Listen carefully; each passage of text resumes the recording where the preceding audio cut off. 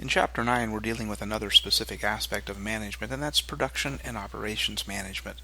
Production and operations management is just kind of what the term implies. It's helping things get done, helping things get produced.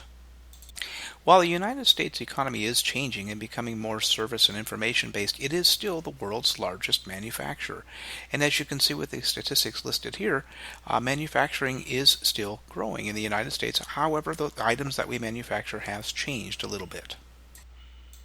Production management helps corporations use their land, labor, capital in productive and efficient manners. And that's one of the reasons the United States is able to produce so many goods and export so many goods, is because our employees are productive, which is a direct result of effective production management techniques. The production process, as you can see in this slide, takes inputs, produces something out of them, changes them, and produces outputs. Now notice that the outputs could be goods, but it also can be services, and production and operations management does include services as well. But the inputs are things like land, labor, and capital. The production control is the planning, the scheduling process, and of course the outputs are the products that the company or organization is distributing and selling. While production management focuses primarily on the actual production process, operation management is a little bit larger, a little bit more all-encompassing. And some of the questions or problems that would be solved by operations managers are, where do we put our facility? If we're looking to build a new plant, where do we put it? What's the most efficient location to put it in? What's the most efficient layout? How should we lay out the facility?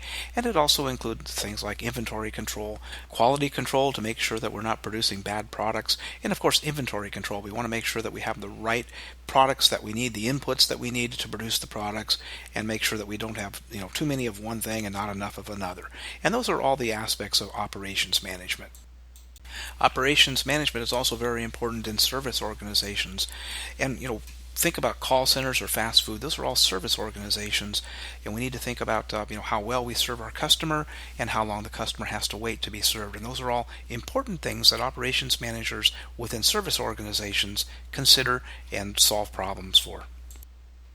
Hopefully this piqued your interest a little bit into production and operations management, and this chapter will introduce you to some more detailed information about this topic. But like so many of the other topics within this course, this course is just a brief introduction to these topics, and there are courses and perhaps in some cases multiple courses dealing with these topics. So if this is an area of interest, then yeah, you'd want to take some operations management courses.